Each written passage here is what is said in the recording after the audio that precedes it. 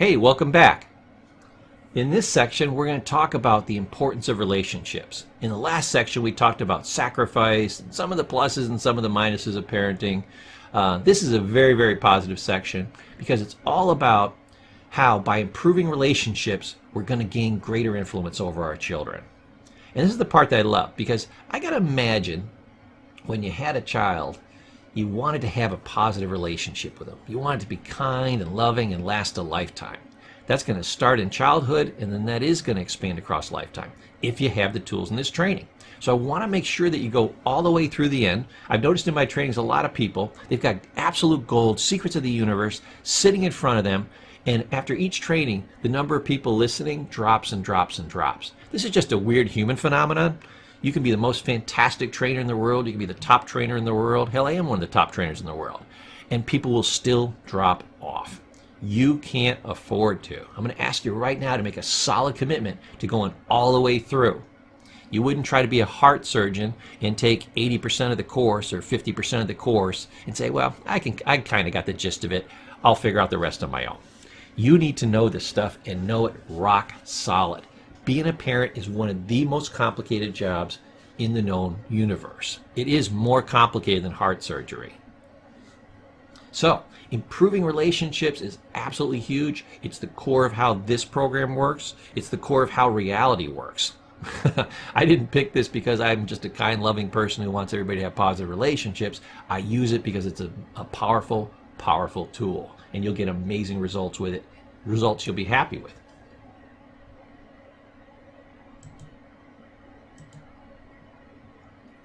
Now, there's two types of power that you can have over your child. One is authority power, and the other one is relationship power. So, when you use authority, you'll get very high control over your child, but you will lose the love.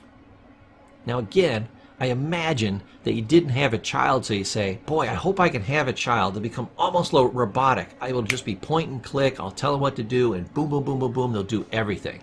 And we're going to have absolutely no relationship. Matter of fact, that child is going to hate me. I don't think that's quite how you pictured it. What you really wanted was relationship power, where you said, my child loved me, I love my child, we always have a good relationship, you know. They don't do everything I tell them to do, but they do the 98th percentile. The other 2% of the time they screw up, they get a consequence, they learn from it, and we drive on. I got to imagine that's the type of relationship you want to have with your child. What's going to happen is you're going to tend to have one or the other. Now, authority does come in play, and I do teach it, and I do want you to use it sometime, but it's a matter of mix. If you're using authority half the time and relationship half the time, you screwed up, because you always want to go for relationship, and you only use authority when you are forced to. Think of it this way. As a therapist, they teach in school something called the Karpov study. The Karpov study simply states that 75% of why a client gets better in treatment is because of a good relationship with a therapist. What does this mean? Well, let me tell you at a little bit deeper level. It means that the client will do things for you that they wouldn't do for themselves. And I'll tell you, my clients, they were addicts. And this was true of them. They would do things for me that they wouldn't do for themselves. Things that would literally save their lives. Whatever you think saving their life is. For them, saving their life is I tell them not to drink and drug, and they'd say, okay, Mr. Paul, I'll try it for a little while for you. I'll tough it out a little bit longer. And if they use, they might get in their car and die. Or they might overdose. So it was life and death. Or it was worse than life and death. How would you like to spend the rest of your life in jail? Okay? I would say, hey, go to a meeting, otherwise you'll break your probation. Get your AA or NA meetings, go to Alcoholics Anonymous, Narcotics Anonymous, and they say, oh, I don't know if I really need it, Mr. Paul, but okay, I'll try it for a couple of weeks. If you say it's great, I'll test it. Okay, I'll do it for you. And they would go off to their meetings. They wouldn't do that to keep their own butt out of jail for years. You or I, if I said, hey, I got a deal for you. You can go to jail for the next 10 years, or for the next year, I want you to go to a meeting twice a week. It's only going to take about an hour. Which one would you like to pick? I can tell you in the 99.999 percentile, people would choose to go to the meetings for the 2 hours. But an addict, about 75, 80% of the time, they would choose not to go to the meetings and say, oh, I'll get away with it somehow. I'll sign the card myself. I'll have a friend sign it. They won't know. They don't check these things, blah, blah, blah, blah, blah. And off they go to jail. But if I ask them about, I had really good relationships, so I exceeded that 75%, they would do it about 90-95% of the time for me. Okay? And if not, we'd have a second conversation, and then that time they do it about 90-95% of the time. So we would get some of the stragglers. So I had awesome success rates. Why? Because I had really good relationship power with my clients. And if you think about it, I had two kinds of power. I had relationship power and I had authority power. Because a lot of my people, they were literally captive audiences. They were early drops from jail. If I kicked them out of that program, then they were going back to jail. So I could literally have what we would call a team meeting. We get everybody together from all the disciplines, recreation and nutrition and mental health counselors and clinical supervisors and directors like myself, and we would all sit down. Everybody had interactions with this client and say, hey, you need to really turn your act around because you got one foot out of here and the other foot out of banana peel. We're going to call the cops and have them take you away in the silver bracelets, and that'll be the end of you, okay? Or you're going to make a change. So we only did that when the client forced us to, and we told them we felt bad about it. Say, we're all here. We're all getting together because we don't want this to happen to you. We're going to tell you what happens if you do this, and we're going to tell you what happens if you do this. I'll get down on bended knee and beg you not to make these screw-ups, if that'll help. So it's not about ego. It's not about authority. It's not about I'm trying to be mean to you. I'm trying to be kind to you. And I've tried everything I can relationally, and now you're forcing me to use the authority card as one more push to try to get you to do the right thing. Okay? And I feel bad I have to do that, but I'm going to do that because I'm here trying to save your life, and I'm asking you to join me. Please help me help you. So notice what I did there. I used relationship throughout the entire therapy. Why? Because once relationship is dead, therapy stops. Same thing with you. Once you use too much authority and you kill that relationship, they are no longer going to do anything for you except for rewards and punishments. Now you're a cop and they're a criminal. And what kind of relationship is that? Cops try to catch criminals doing things. Criminals try not to get caught. And when they get caught, they try to get out of the consequence. Is that the kind of relationship you want to have with your child? Relationship power says, I like you, I ask you to do something, you like me, so you do it. And then I show you praise and kindness and love is a reward. Okay? And maybe some other physical positive rewards too. Great. That's a good relationship. You don't want a cop-criminal relationship with your child. Also, you create a cop-criminal mentality. Are you trying to raise an adult criminal? No. That's why authority power stinks. That's why I'm against it. Okay? You only use it a little bit, you use it reluctantly, and that maintains the relationship. When I had those come to Jesus meetings with the clients and I was getting on them, they knew that even though I was getting really harsh with them, that I felt bad about it and that they had forced me to do this, but I wasn't going to fail them and I was going to be consistent. I was going to give them those consequences sure as the sun comes up in the morning. Okay? So that they could make a good decision. I was making every effort and they had forced me to do this. Otherwise, I would never pull the authority card. Never had to.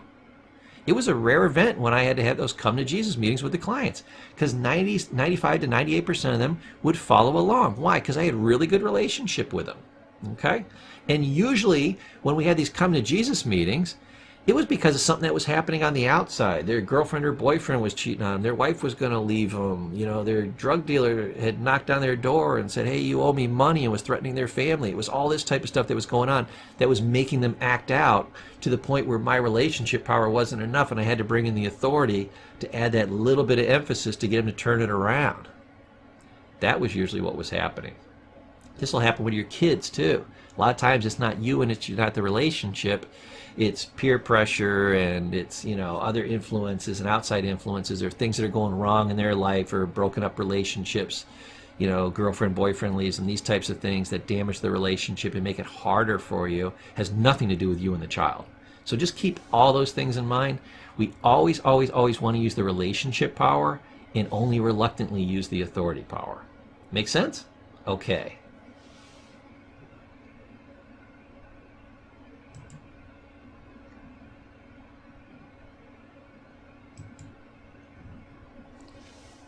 Now, I used to do family therapy. I would go into people's homes. Child was usually average age of about 16. So they had had the child for 16 years, and I would now get 16 one-hour visits. I had 16 hours and they had 16 years. I had better results. Why? Because I had a higher level of skill. That's it. I got a black belt. I could take on 10 guys at once. That's a pretty good trick and win. Why? Not because I was stronger, not because I was bigger, maybe because I was luckier, but largely it was because I had more skill. Matter of fact, they were almost defenseless. Children are defenseless against a parent that has a higher level of skill. If you don't have a higher level of skill, then it's you against them, it's one-on-one, and it's a pretty even fight. Don't do it. Learn to have skill. Win because you have skill. So when I would go into these homes, I won because I had better skill. How did I get the families to win? Well, I taught the children certain skills that helped them both to have a better relationship with their parents and to have a better life. Then I taught the parents how to have a better relationship with their child and tools to have better skills with their child. And then both won. Most people think you come in, there's this problem child, and fix my child. No. Remember, the child that, when I came into the family, I saw it from both sides. Was the child having a problem with the parent? Yes. Was the parent having a problem with the child? Yes. You should probably solve both of those. So that's how I did it, and I had massive success rates. And the other reason I had massive success rates is I focused intensely on the relational issues. What happened in this relationship that the parent really no longer cares about this child, at least not the level that they used to, and the same for the child themselves, about the parent. When you solve relationship issues, okay, most of the remaining problems, they solve themselves. Parent and child thought, well, the problem is that the parent would say the problem is the damn child won't come home, at night, doesn't meet their curfew. And the child would tell you the same thing. Oh, the problem is, once in a while I miss my curfew and my parent gets wildly upset and they just go nuts on me. This is insane, Mr. Paul. Okay? And they think the problem is the curfew. No, the problem is the child doesn't love their parent enough to come home at night, okay, on time for their curfew. It's just not important enough because the relationship is shot and they really don't care. So they'd rather be out having fun with their friends. And the parents having the issue because they didn't create the love in their child. They didn't develop the relationship enough that the child cares to come home and to listen to them. So both people are having problems because there's not enough caring, concern, and love and relationship strength going on. Otherwise, these things solve themselves. This is the core thing to be thinking about as you're going through this training. How can we heal the relationships? How can we make the relationships strong? Because we're going to use what? Not authority power. We're going to use that very little. Relationship power. And it is powerful, and it is easy to use, and it is a wonderful way to live.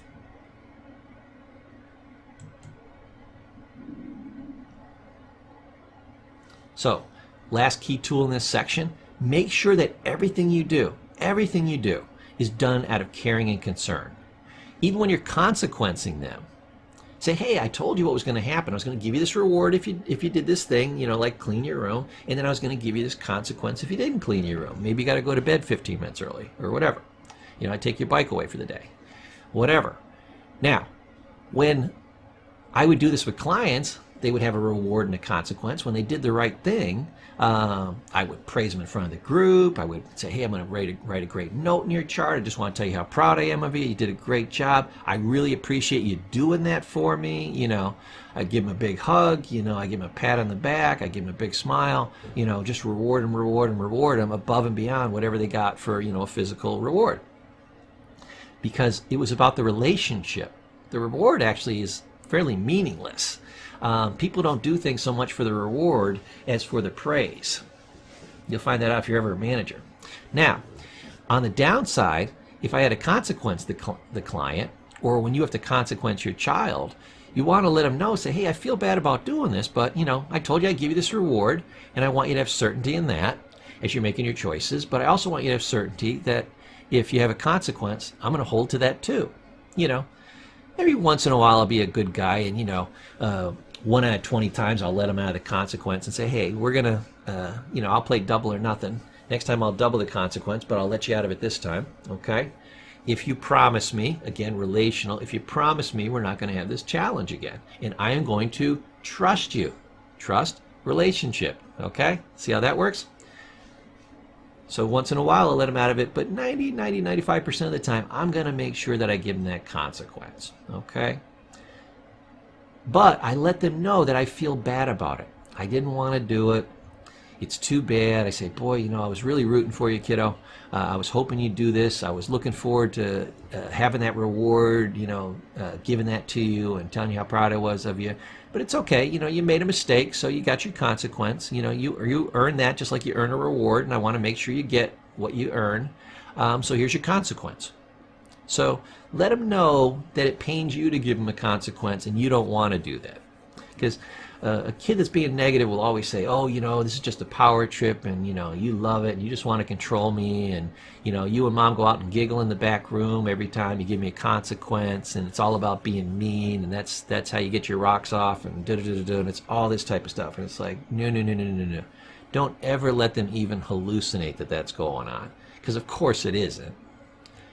But they have to know everything is done out of caring and concern. Same thing a therapist does. Remember I said everything a therapist does is based on helping the client. It's all done out of moving them in a positive direction. When a therapist gives a client a reward, it's all about moving them in a positive direction. And we give them a consequence. It's all about moving them in a positive direction. It's the carrot and the stick, both of which are used to help that person. Never heard it. Even on the quote-unquote negative side, the stick part, that is to move them in a positive direction. Just like when you shout to a child, get out of the road. They think you're being negative. No. You love them and you don't want them to get hit by the car. And you hug them and you say, Daddy was so scared that you were going to get hurt. Sorry I yelled at you. Okay? But you weren't looking for the cars. They know you're concerned.